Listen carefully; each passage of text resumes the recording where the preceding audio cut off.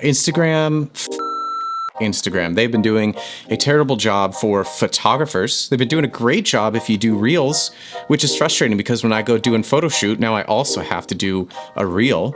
And it's causing me to kind of fall out of love with photography because I'm just basing my worth on likes, which I know is just so toxic and terrible. So what I'm telling you today is, and what I need to tell myself repetitively, your photography is not good based on how many likes you get. It's good based on if you're confident with it and your client likes the photography. So today we are talking about a photo shoot that I did for Clocks and Colors up in the Redwoods.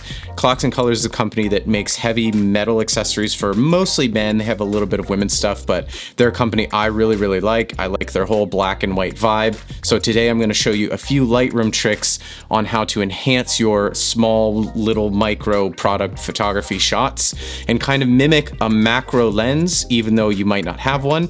The photo that I'm about to show you was shot on the Tamron 35-150 f2.2.8, which is not a macro lens, but it's a great lens. I'd highly recommend it. We did a review for it. It's right here. And let's dive into Lightroom.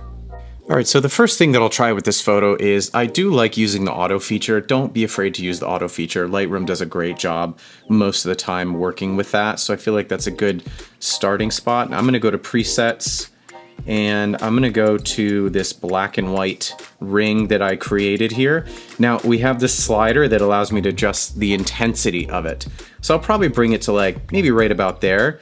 Now, the next thing I want to do is I want to crop this in, right? I really want to focus on the detail of the rings here. So we're going to go to crop, and I think I'm going to bring my composition pretty tight onto this because we have some pretty cool tricks later in the video to up the resolution of this photo. So I'm thinking maybe, not quite, maybe something like that. Yeah. This looks pretty solid. Now, the brightest part of the image is usually where the viewer's eye is drawn, which kind of the brightest part is right here. So we're gonna fix that in a moment. But the first thing that I wanna do is bring up the masking option. Now, Lightroom has a pretty killer feature. So if we go to select subject, look at that. It pretty much selects everything that I need. Now, if I hit the minus button here and I go to brush, this is going to allow me to take away some of the parts of the photo. Now I don't want all of this to be affected necessarily, and I don't want this part up here to be affected either. So I'm just gonna erase these out really quickly. All right, so now that I only have the ring selected, I'm gonna go down here and I'm just gonna jack up the texture, like 100%. Clarity, yeah, let's bring that up to 62, and then I'll bring up the sharpness as well. So this is where we started. This is what we have so far. And even if we zoom in, we still have an incredible amount of detail on the rings.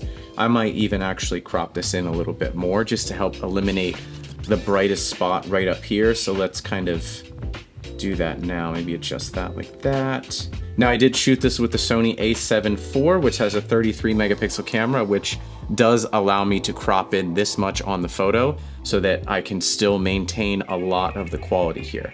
Now, before we started this black and white photo, you notice that we have some green here, and this is a brass inlay on this ring. So I want to bring those colors out in the black and white and have a selective kind of black and white image. So we're gonna go back to our masking. I'm gonna hit the plus, we're gonna go to brush, and I'm just going to brush in right here where this color is on this ring. We're going to do them separately because the colors are obviously separate. So now that we have just this part selected here, if we go to colorize, it brings up this color selector here. And I would say, I'm just gonna drag it probably right about there. Let's see. Yeah, I would say that's pretty dang close. So this is what we started with here. This is what we have so far. Still super textured, really, really nice. Now I'm gonna do the same thing for the brass inlay as well.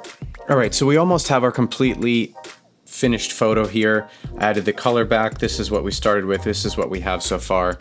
I'm really, really liking this. Now, if we notice over here under info, our resolution is 3975 by 2489 and it's 29 megabyte photo. So what we are going to do is we're going to go to photo, we're going to go to enhance, and this is going to double the image quality using machine learning. So this is kind of the before and the after, right? So let's hit enhance.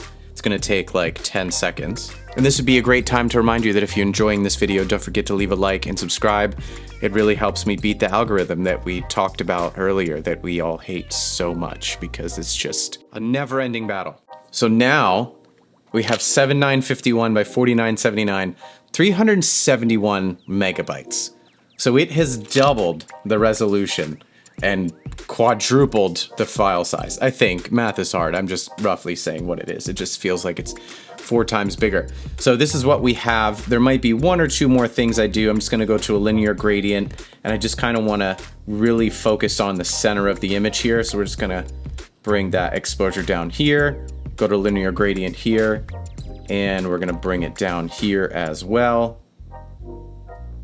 So there you go. So here's our before, here's our after, zoomed in, got a nice detail on the rings.